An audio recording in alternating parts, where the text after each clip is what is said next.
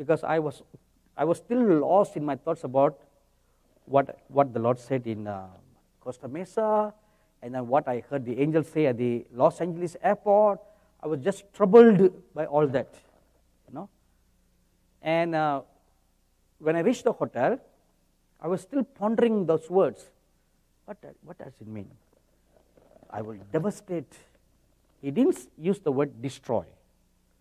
I clearly remember the word. God used the word devastate, not destroy. Destroy means make a complete end. Devastate means cause damage. To wake you up to think. To wake you up, devastation is a forerunner to destruction. So before destruction comes, it shakes you up. Come on, wake up. It's a shaking, devastation. So I tried to remember, and I Googled this morning, Houston flooding, and a whole bunch of articles came up. Then I saw, oh my God, this happened recently, right? In the month of May, when there was a great flooding in the city. And not only that, before this great flooding, the first major great flooding in Houston took place in 1935. That was the first time there was a massive, great flooding in Houston, and it devastated. And the news media uses the same word, devastation. So it seems that there is a history of flooding in Houston, and it is an instrument used by God. If you remember that we read in Revelation chapter 14, verse 7, that the judgments of God comes upon the waters and the fountains and the rivers. You know, God removes the boundaries and the waters overflow. They overflow. Even the seas. The Bible says God puts a command, so much you can come. He puts up boundaries. But when God removes the boundaries, then they come rushing into the towns, rushing into the cities, rushing everywhere. Your rivers overflow. About 15 years ago, I was in St. Louis. That was my first visit to St. Louis. And I went up, after I finished ministering, as I came and sat in the pew, I saw this angel walk towards me. He said, "You are not done yet. I want you to give you a word for this nation." So I went up to the pulpit, and this angel told me, "Tell these people that unless rivers of intercession flows in this nation, like the Mississippi, great destruction will come upon the nation."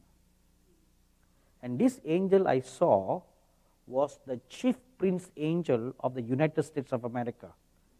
And I've seen this angel many times in the past, ever since, you know. He stands so huge right near where the Statue of Liberty is, with a long drawn sword, and he stands guard looking over the whole of North America. He is your chief prince. For protection or for destruction. The two things can happen. The same chief prince Michael that protects Israel is also the same angel that destroys Israel. God uses his agents, his angels, for a blessing or for judgment.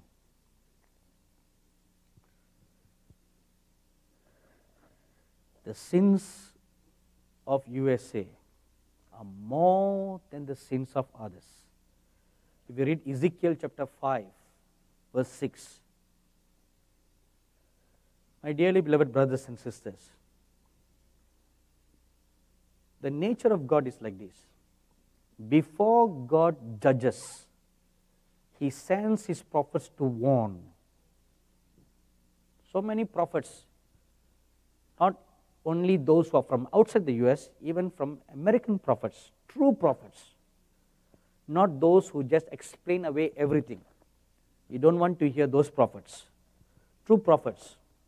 God raised them up to warn the nation of judgments.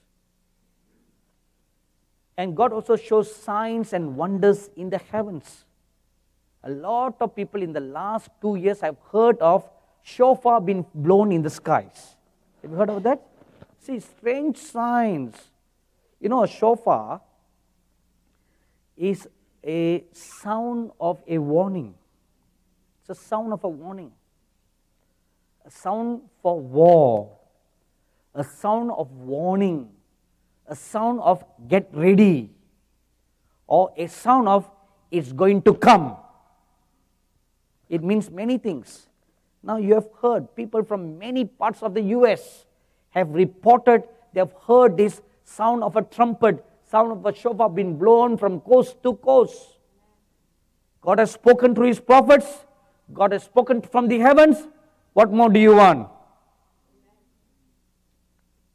Two immutable, unchangeable evidences, voices that God has spoken. But what do we do? Most pastors, most teachers, many false prophets, false pastors, false teachers in your great nation just brush away all that. Oh, no, this is not God's judgment. God is a good God. God is that. God is this. You just brush away everything. If you read Acts chapter 12, let me give you an example. Acts chapter 12 verses 1 to 15. Peter was in prison. And the whole church was praying for his release. They did not engage an attorney to fight his case, which we popularly do. The sooner we learn biblical patterns, the greater will be our victory. Rather, the whole church fasted and prayed day and night. A chain prayer was done by the church for Peter's release. And God heard his prayer, and an angel was sent to set Peter free. Now Peter came out of the prison, and he came to where all these believers were congregated. He knocked on the door. So people heard a knock on the door, and the servant went and said, "Who goes there?" So Peter said, "It is I." And this girl recognized Peter's voice. You will know your own voice, don't you? So she recognized Peter's voice. She was shocked. She ran back in without opening the door. She said, "It's Peter! He's there!" Now look at how the church reacted. This is the church that was praying day and night for his release. And when a miracle took place, they say, "It's not Peter, it's his angel. Don't worry, let's get back to business." So what did they do? They just brush away a supernatural work of God, explaining it away as if it's something natural. What they did then, that's what they do today. Just explain away everything. When an earthquake strikes, the scientists come and they say, "Oh, the tectonic plates brush against each other." Right? My question is, what causes the tectonic plates to brush? There must be a reason, right? Oh, then they say, "Oh, the pressure is building up." Okay, good. What causes the pressure to build up? Right? What causes two plates that are so peaceful with each other for such a long time suddenly becomes enemies? Suddenly, it is a Mike Tyson and an enemy fighting. Holyfield and Mike Tyson. And one bites the ear of the other. Nobody forgets that till today, you know. Right? So what causes the plates to brush against each other? There must be some reasons, right? You know, I have seen And I have another wonderful prophet of God in India who has seen the angels stamping their foot down on the ground, and that causes the shaking of the plates. Nothing happens just by itself. It must be triggered, right? So before God sends judgment, He warns us.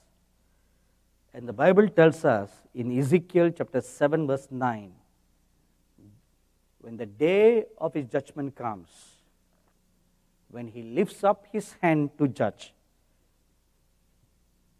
He will not spare, neither will His eyes show pity. When it is marked for judgment, it's marked for destruction, He will not spare any longer. And what I fear for you very much now is what just happened yesterday, the Supreme Court judgment. It has thrown open the nation for God to look at her and judge her.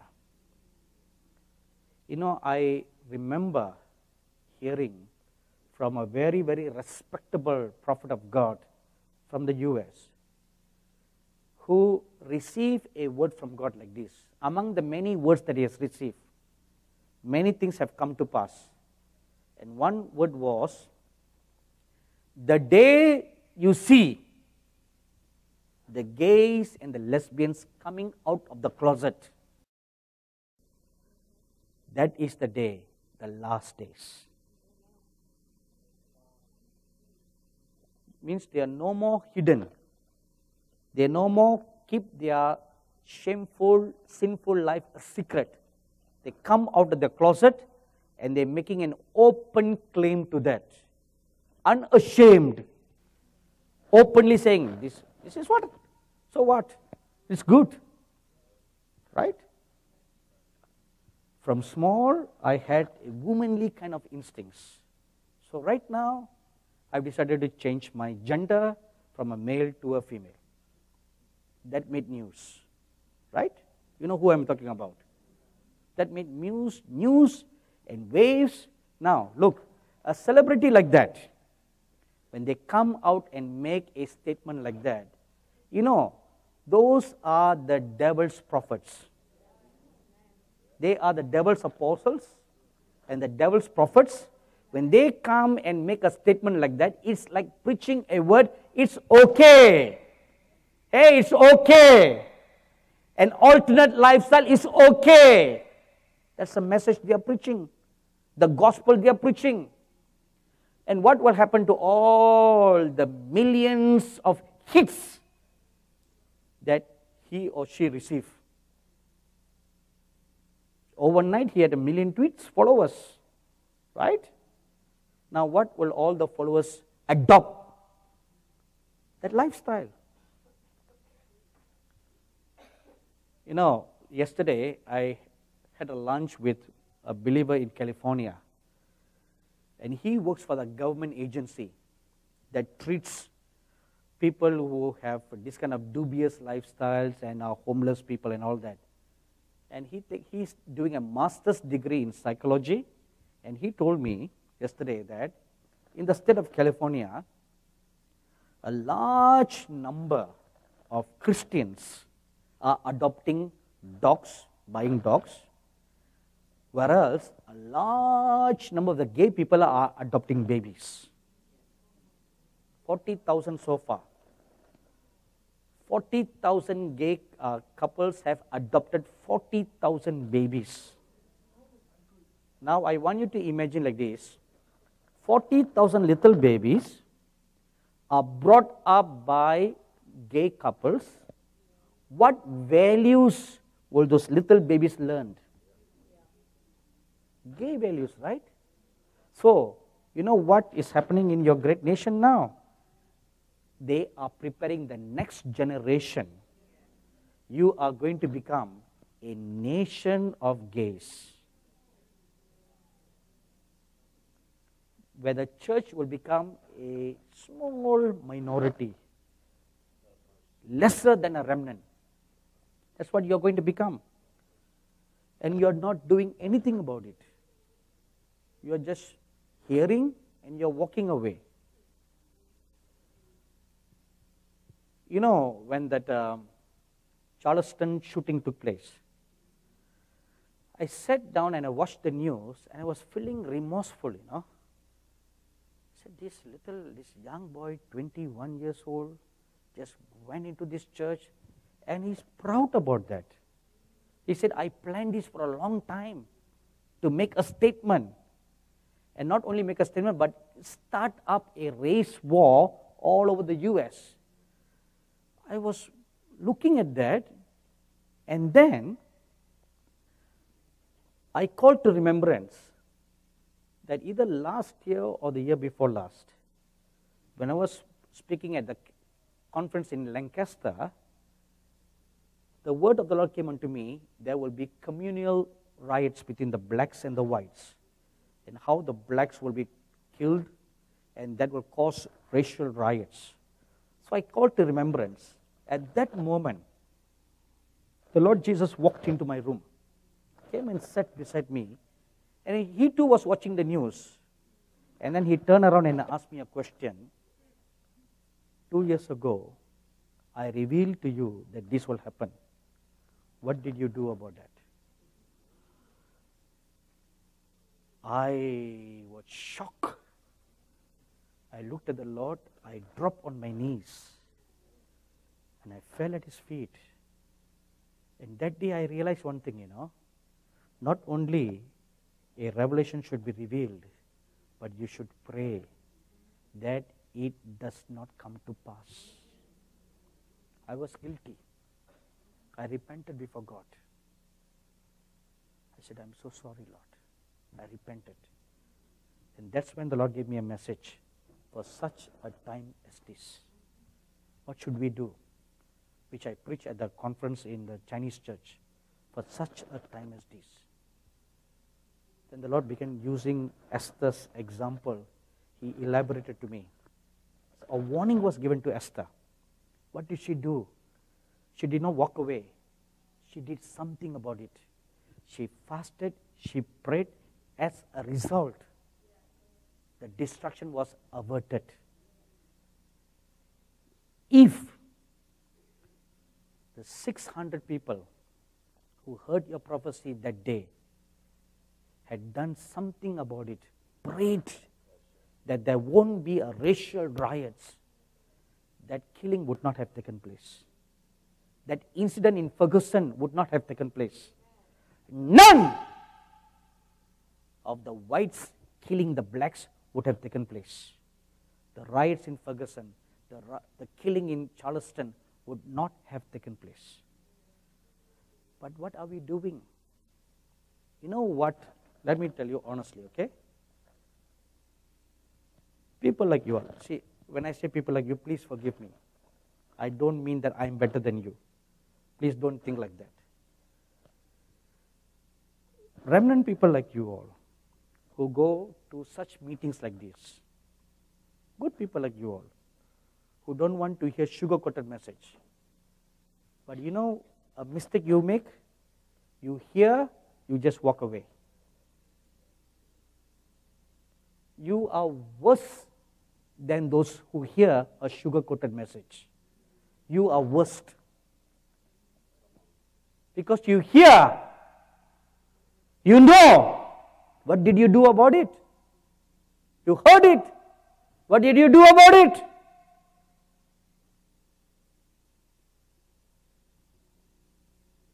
You stand a greater damnation than those who have not heard. The remnant church must not only hear the prophetic word of God, you must do something about it. You must bend your knees and pray. Bind that such a thing must not come to pass. If you do that, then no destruction will come to the shores of your nation. We all stand guilty before God. You know, we have a television network called Angel TV. And the prophecies that I deliver, we make into little fillers and we telecast it 24/7. And our network is also available in the United States. And people are watching, hundreds and thousands of people on the DTH system, they are watching our channel. They heard it. Oh. This is our reaction. Oh. Period. That's all our reaction is. Oh. Period. We walk away. We buy the CDs. We buy the DVDs. We take down notes. Period. What do you do about that? For such a time as this. Mordecai told Esther, if you will not do anything about this, you and your household shall be destroyed. If destruction comes, you also suffer, right? When the flooding came, you also suffer.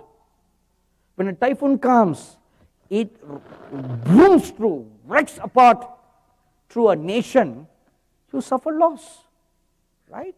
The earthquake strikes, you suffer loss. So don't think you'll be spared. Don't think you'll be spared. You must bend your knees. This is what God is now expecting the remnant church to do. Come on, bend your knees. Lift up your hands and cry out. Lord, spare our nation. Spare our nation. Spare our nation. God expects you to cry. Not just hear and walk away. There in Michigan, God showed me George Washington. He said he's still praying for America. He's still praying. Even in heaven, they still pray. You can ask the saints to pray, but they have a job to pray. The reason why? Because we are not praying. Because we are not praying, God has a backup plan. Because He wants to save the people. Ezekiel 22 verse 30 and 31. I looked for a man to stand in the gap, and I found none. So my own arm brought the judgment. So if there was someone who stood in the gap, the arm of God would not have brought judgment, but it would have brought salvation. What have you done? What have you done for such a time as this? What have you done? When all this talk about same-sex marriage was going on in the nation, what did you do? If you had done something, the Supreme Court would not have passed the law. If you had prayed, Obama would not be in office. And if Obama was not in office, the liberals would not have become judges. 2008, before the elections, I was in Louisiana. And after Louisiana, actually this is my third visit to Houston.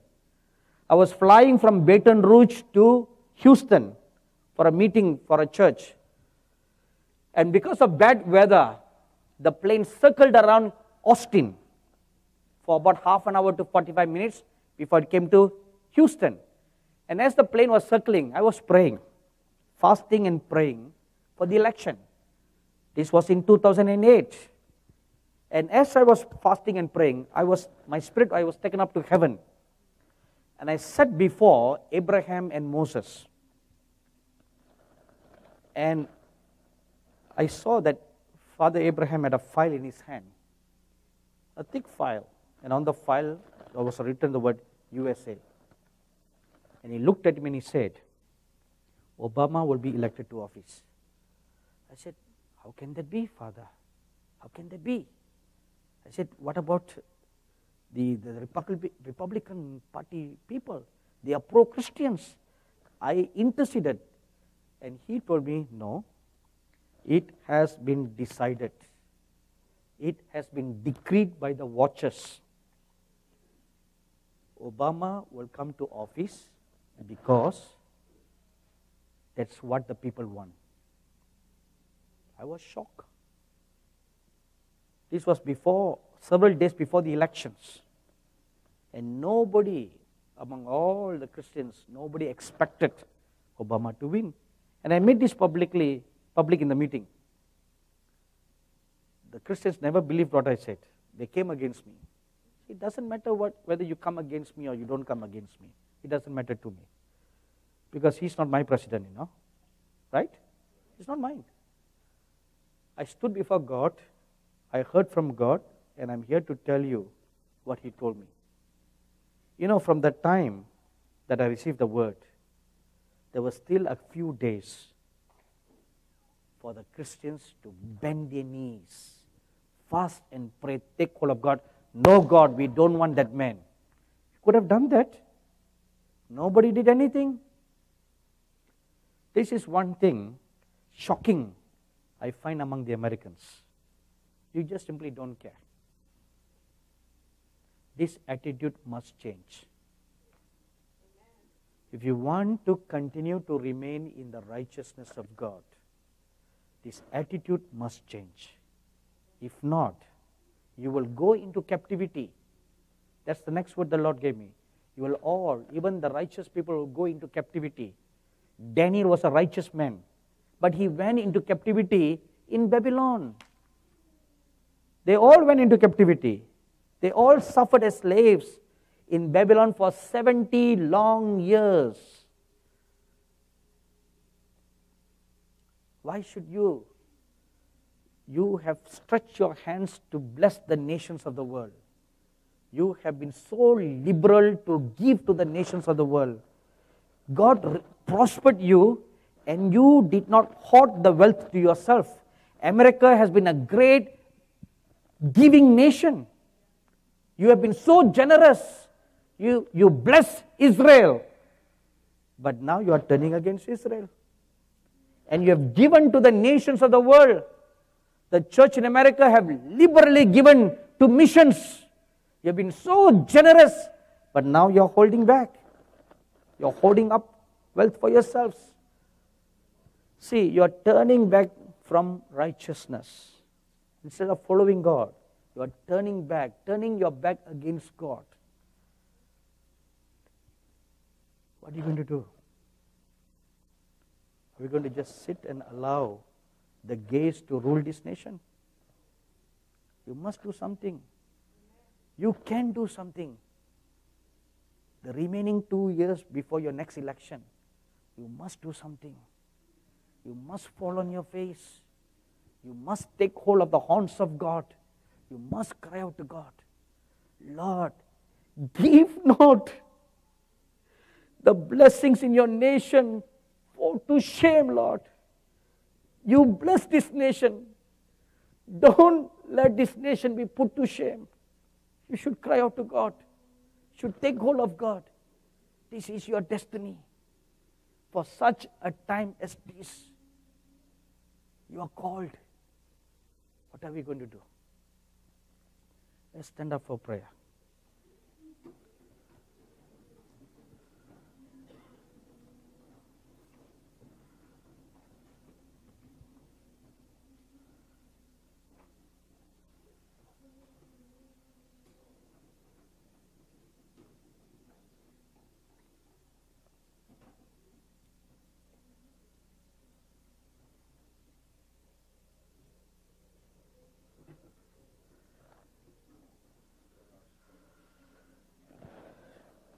The prophet Jeremiah said, oh, let my head be fountains, be waters, and my eyes a fountain of tears. Let the tears flow, that I may weep and pray for the perishing daughters of Jerusalem. Will you weep and pray for your nation? Will you weep and pray? Will you take hold of God? Will you cry unto God that this great nation, founded on righteousness, founded on truth, founded on the goodness of God, will be spared? Will you cry, Lord, spare our nation, Lord.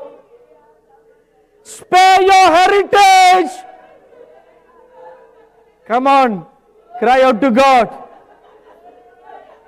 You beat upon your breast. You let your tears roll. You cry out to God now. You cry out to God now. Your cries, your tears, your intercessions avails much.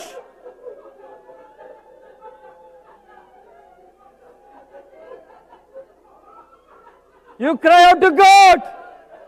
Lord, don't turn us over to captivity. Cry for the sins of the land. Cry for the sins of the church.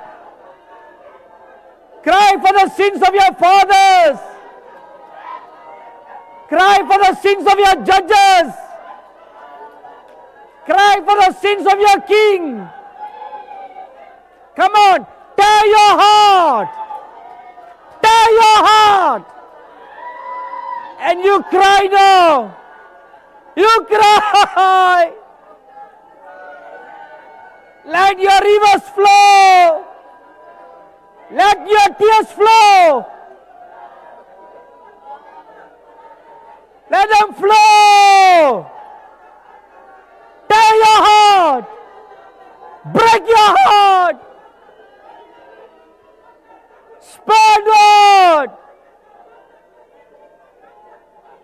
Hold back not your tears.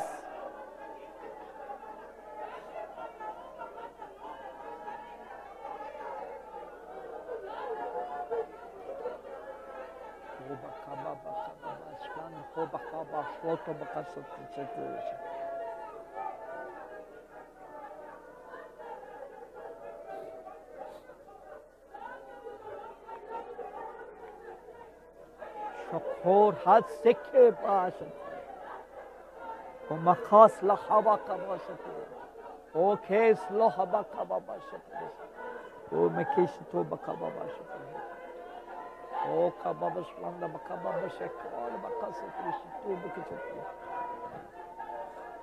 مشو تو بحق سی تو بکشد مهر استقل بکا باشد بکشد خو حق سلیت بکشد